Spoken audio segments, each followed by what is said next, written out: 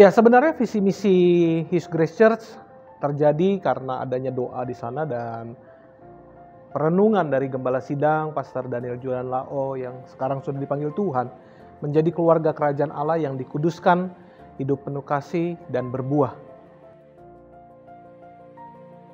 Hubungan dengan keluarga, kita bisa memahami dari nilai-nilai keluarga yang ada di dalam keluarga inti kita. Di mana keluarga inti ada orang tua, ada suami istri, di situ juga ada anak, di mana peran dalam keluarga inti ini bisa kita aplikasikan dalam kehidupan gereja. Kehidupan yang saling mengasihi, yang saling mendukung, saling menopang. Sekalipun fungsi dan tugasnya berbeda. Ada ayah, tugasnya berbeda dengan ibu. Ibu juga perannya berbeda dengan ayah. Orang tua dan anak perannya berbeda. Tanggung jawab anak terhadap orang tua juga berbeda. Nah, tetapi dalam perbedaan itulah kita bisa saling melengkapi. Maka itu di dalam His Grace Church, kita menjadi satu keluarga di mana setiap perbedaan yang kita punya, kita bisa saling melengkapi, saling mensupport, saling mendukung. Sekalipun ada bidang-bidang yang berbeda yang Tuhan percayakan kepada kita untuk kita boleh bersama-sama lakukan dalam pelayanan ini. Dan gambaran kehidupan seperti pola keluarga inilah yang sedang kita terapkan dalam His Grace. Dimana kalau kita melihat atau menyaksikan ada keluarga atau anggota keluarga kita yang sakit, bagaimana kita bisa membantu, menguatkan, mendoakan. Kalaupun ada dari antara mereka yang lemah, mengalami masalah, kita bisa membantu mereka juga memberikan jalan keluar, membantu mereka menemukan jalan keluar. Dan kalaupun mungkin ada yang mengalami kegagalan dalam kehidupannya, bagaimana setiap kita bisa menopang mereka untuk mengulurkan tangan, membawa mereka bangkit kembali dalam kehidupan mereka yang semula. Bukan lagi dengan pola-pola pada saat kita melihat teman kita atau anggota keluarga kita mengalami kegagalan, justru kita tekan, kita kucilkan, kita jauhi, dan akhirnya membuat dia semakin terpuruk dalam keadaannya. Nah, makanya pada saat kita bisa melihat dalam kehidupan pola-pola keluarga, di rumah kita, di tempat kita berada, pada saat kita sebagai orang tua ataupun sebagai anak, pada saat kita sakit, pada saat kita punya masalah, kakak kita, adik kita, orang tua kita, atau mungkin anak kita akan berusaha membantu kita untuk bisa menemukan jalan keluar, untuk bisa bangkit kembali kalaupun kita mengalami masalah. Nah, hal-hal yang seperti inilah yang sedang ditekankan dan akan terus ditekankan dalam pelayanan GKI His Grace. Supaya kita yang ada dalam gereja ini benar-benar bisa menjadikan gereja ini seperti keluarga kedua kita selain dari keluarga inti kita. Ya, kata keluarga ini terdapat di dalam Efesus pasal yang kedua, ayatnya yang ke-19 yang berkata, "Demikianlah kamu bukan lagi orang asing dan pendatang, melainkan kawan sewarga dari orang-orang kudus dan anggota-anggota keluarga Allah." Jadi berdasarkan ayat ini kita percaya, Gembala Sidang percaya bahwa kita menjadi satu keluarga di dalam Tuhan. Kita bukan lagi pendatang, kita bukan lagi orang luar. Setiap orang yang ada dalam His Grace, mereka menjadi satu keluarga di dalam Tuhan.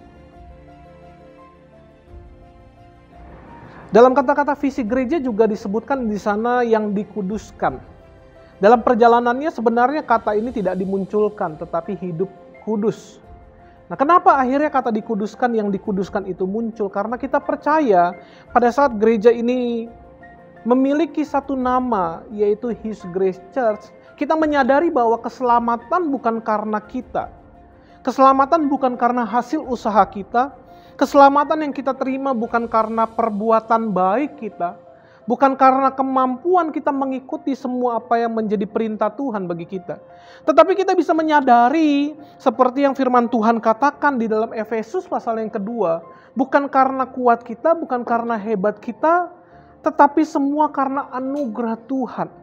Makanya kita kudus hari ini bukan karena usaha kita hidup kudus, tapi kita kudus hari ini karena Tuhanlah yang menguduskan kita.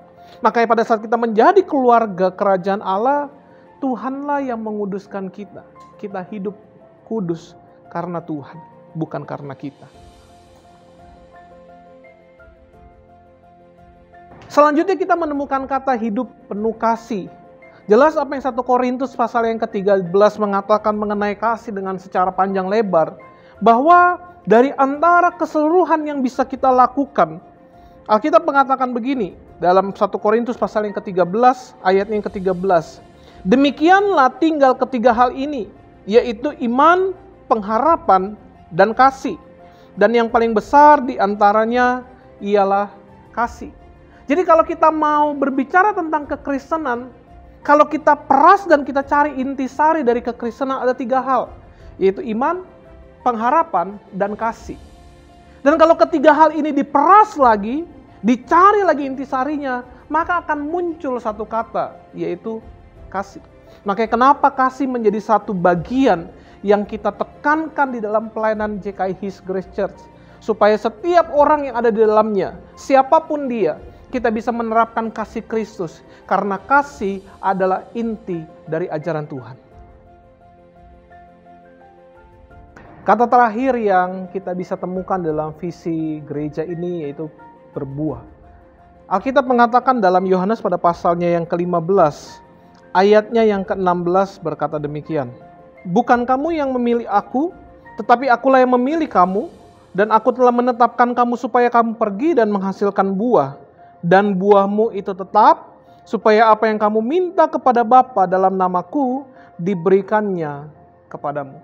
Jadi Tuhan menginginkan setiap kita sebagai orang-orang percaya, sebagai umat Tuhan, sebagai orang-orang pilihan Tuhan, di mana Tuhan sudah persatukan kita dalam satu keluarga kerajaan Allah.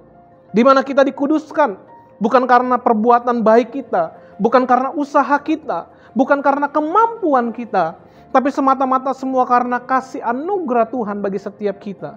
Di mana pada saat kita dikuduskan, kita dipanggil Tuhan untuk hidup penuh kasih, mencerminkan dan mengaplikasikan kasih Kristus kepada orang lain. Karena memang dari semula Tuhan menginginkan kita berbuah, menghasilkan buah.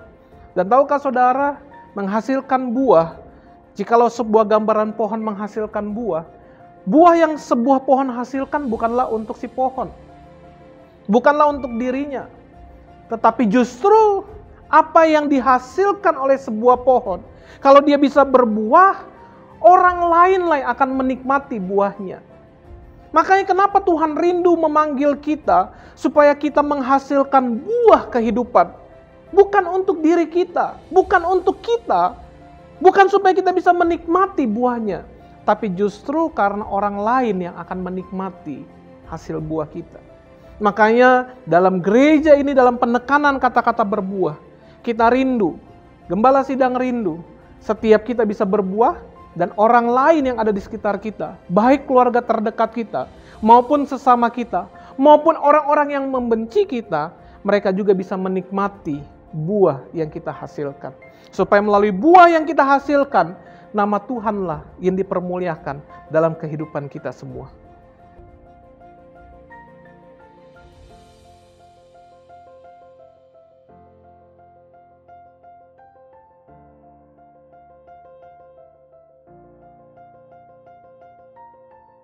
Jika Anda diberkati lewat video ini, jangan lupa subscribe, like, dan komen, serta share video ini sebanyak-banyaknya untuk menjadi berkat bagi banyak orang. Sampai jumpa di Tanya Pastor selanjutnya. Tuhan Yesus memberkati.